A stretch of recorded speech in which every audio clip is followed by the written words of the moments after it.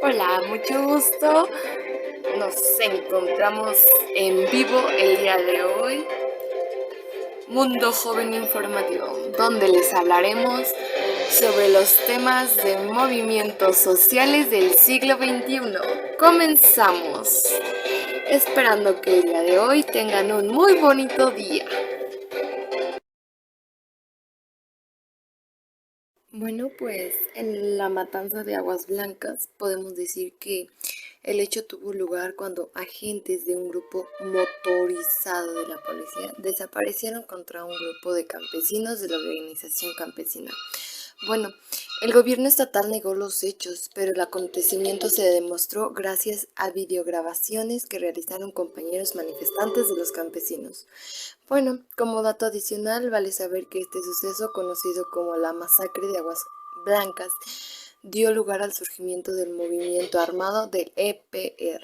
Bueno, podemos decir que unas 1000 personas marcharon desde la comunidad de Aguas Blancas hacia el vado del mismo para recordar la matanza que ocurrió hace 19 años en el municipio de Coyuca de Benítez, en la región de la Costa Grande de Guerrero. Esto podemos decir, literalmente fue algo feo, donde podemos ver que de nuevo está el gobierno. Continuamos con más temas. Bueno, abordaremos el tema sobre lo que es Acteal, que este levantamiento hacia los indígenas ocurrió el 22 de diciembre de 1997, donde podemos decir, nuestra palabra es la alma en la memoria. Bueno, pondremos a continuación una persona que nos dará su opinión.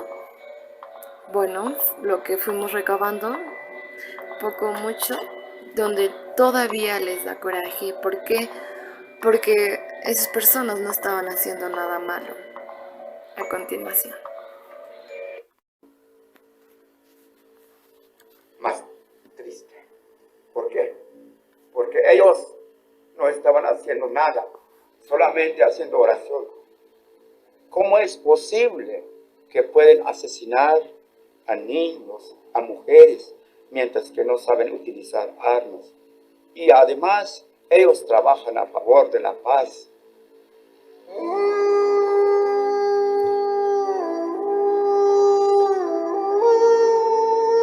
Bueno, podemos decir que a lo poco o mucho que se supo y que realmente apenas tuvo relevancia es que los que fueron atacados fueron niños y mujeres, niños de todos los tamaños, edades,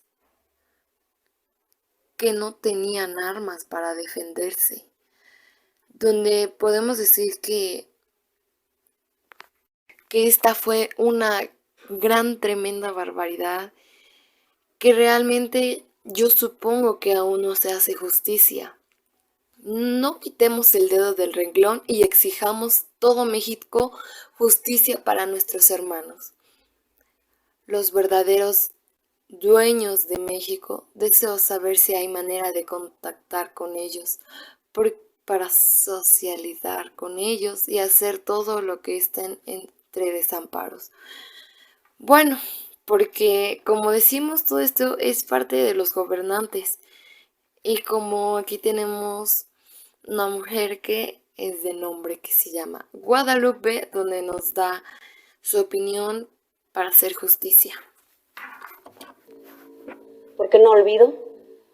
Porque no puede ser que la sangre de mis padres se olviden, porque no puede ser que después de la muerte de mis padres yo me quede aquí estancada.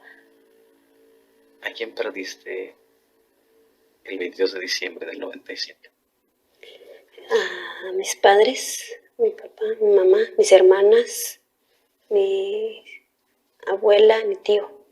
Perdí 9 de mi familia. Yo tenía 10 años en ese entonces. Estaba con mi mamá, recostado sobre el suelo. Cuando le dispararon a mi mamá, le dieron en un brazo primero. Después de eso, yo me levanté llorando Llegó mi papá, me corrió mi papá. Gracias a mi papá estoy viva, gritando.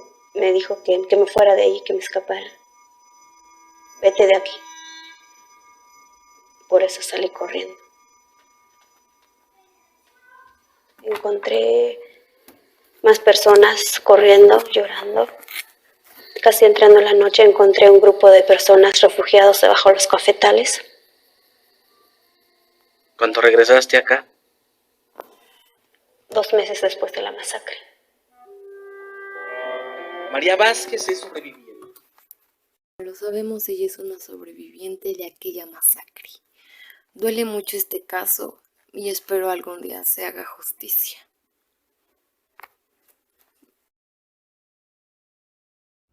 Muy bien, y ahora para empezar nuestro tema, hablaremos sobre el término ESLN en el año 1994. ESLN, o mejor dicho, este es el término que significa levantamiento zapatista, que este es el nombre que se le conoce a una rebelión de 12 días que fue encabezada por el grupo armado Ejército Zapatista de Liberación Nacional. Todo esto ocurrió el 1 de enero de 1994 en el estado de Chiapas. Ahora, este movimiento o rebelión de 12 días fue encabezada por este ejército liberalista. Y ahora, la pregunta, ¿por qué se levantó en armas? Bueno, el principal motivo de que esta fue como protesta a la globalización y a la entrada en vigor del TLC, firmado por México, Estados Unidos y Canadá. Ahora, ¿cómo o qué pasó y cómo finalizó este conflicto territorial en Chiapas? Bueno, este conflicto primeramente tenemos que saber que empezó en 1960 y digamos que concluyó, pero la palabra adecuada es recrudeció en 2011 cuando se creó el nuevo municipio Belisario Domínguez en Chiapas, por lo que Oaxaca intervino argumentando que lo había invadido su territorio de los municipios de San Miguel y Santa María. Bueno, buenos días, buenas tardes, buenas noches. Hoy hablaremos de la historia del doctor José Manuel Minerales. Bueno, primero, su nacimiento. Este nació el 24 de octubre de 1958 en Tapultepec, Michoacán. Juan Manuel Minerales estudió medicina en la Universidad Michoacán de San Nicolás de Hidalgo. Él ejerció como médico, pero siempre se interesó por la política. En los 80 se postuló a la alcaldía en Tapultepec por el PRI, pero perdió esta elección debido a cuestiones. Luego de esto, su vida dio un primer vuelto en 1988, cuando este fue encarcelado, según lo declarado años más tarde, por ejercer como médico sin una licencia vigente en estos tiempos. Los medios fueron duros con él. En el año de 2014, lo acusaron de haber sido encarcelado por narcotráfico tras haber sido detenido con más de 80 kilogramos de marihuana. Luego de salir libre en 1991, bajo fianzas, se enrolló nuevamente en la política. Se postuló para diputado federal por el PRD, pero perdió en las urnas. Inesperadamente se convirtió en la figura conocida a nivel nacional cuando se unió a las autodefensas que pelearon contra el narcotráfico. En el estado de Michoacán, las autodefensas se enfrentaron a un cartel de los Caballeros Templarios, organizado criminal, estos que controlaban el trasiego de drogas en la región. Luego de esto, de nuevo fue metido a la cárcel en 2014, otra vez por posesión de drogas y de armas fuego exclusivos del ejército. Esto por los opositores del presidente Peña Nieto como una persecución política. Luego de esto, cuando salió, por sin que hubiera un juicio por los delitos que le imputaban. Luego de esto, otra vez tuvo una polémica. En 2019 fue objeto de polémica en 2 ocasiones. La primera fue cuando se casó con una mujer que tenía 39 años menor que él. Luego por una destitución como delegado del ISSSTE en Michoacán por una serie de declaraciones misóginas. Lastimosamente, en noviembre de 2020 falleció por una enfermedad que nos ha hecho afectado en todos, que es el COVID-19, el 25 de noviembre.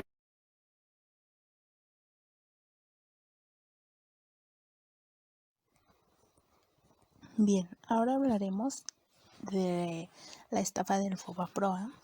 Podríamos decir que fue un enorme fraude donde los dueños de bancos, aseguradoras y fondos de inversión quebraron y a su vez fueron rescatados por el Estado mexicano.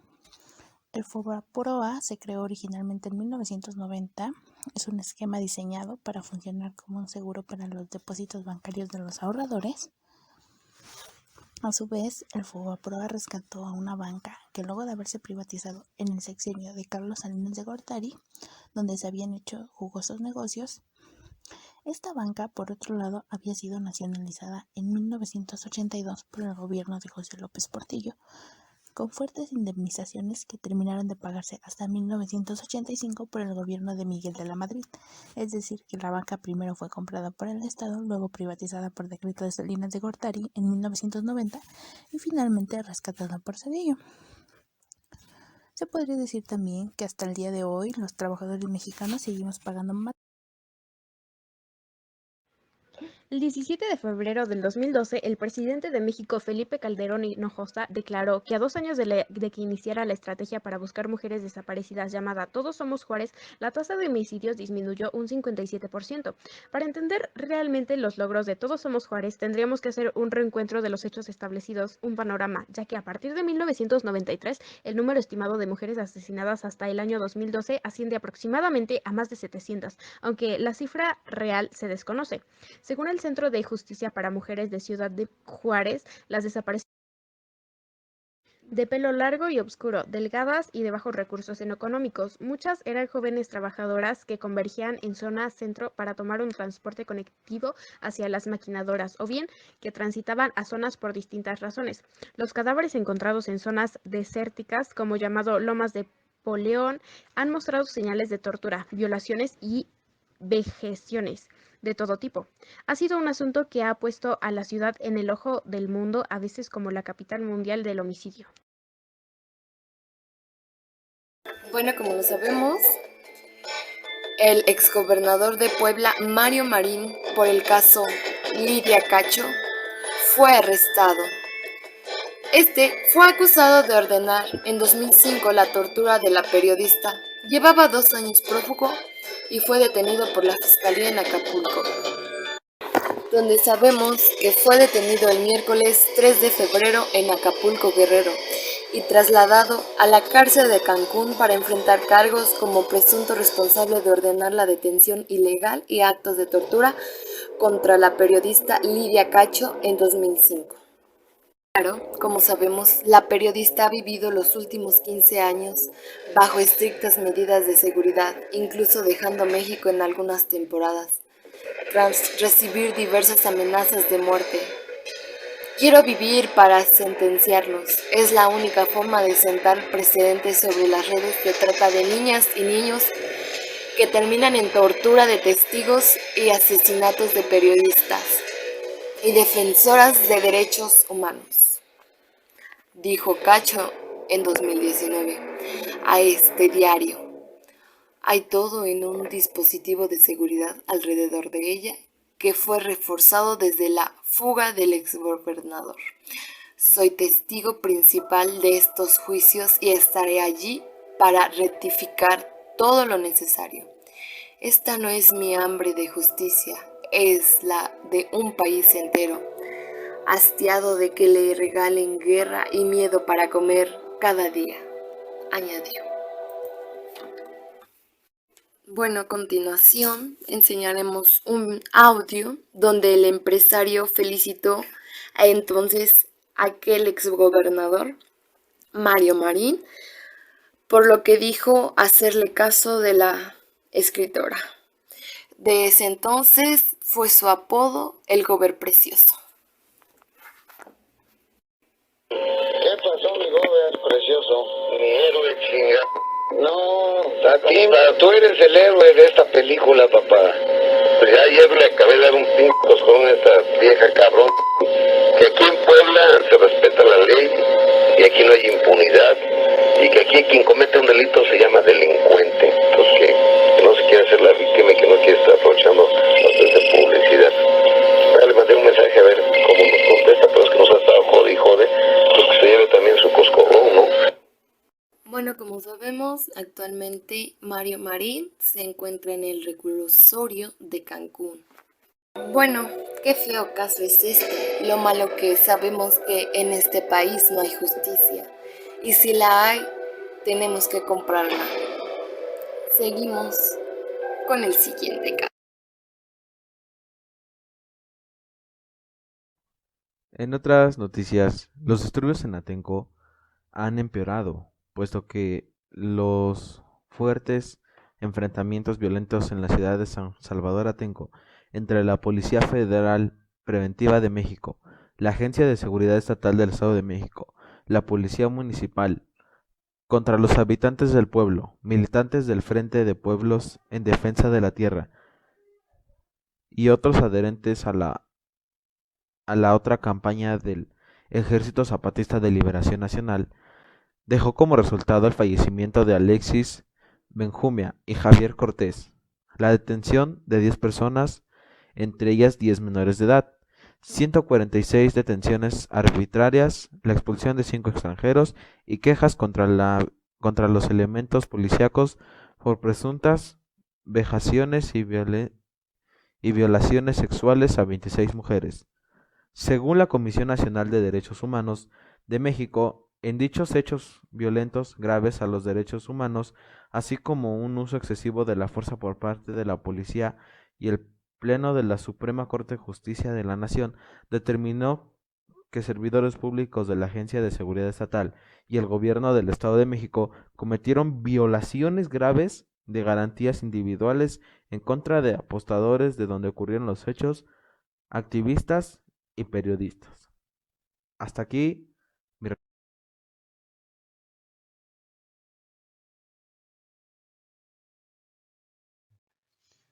Para concluir este reportaje, podemos decir que la violencia en México no es solo un simple acto de agresión de un humano a otro, sino que son ordenados mayormente por gente de mucho poder, en este caso los políticos mexicanos, entre muchos otros. Desgraciadamente, esto es algo que sucede día a día. Y bien, posiblemente los únicos que podamos hacer algo para cambiar esto seamos los mismos mexicanos como ciudadanos.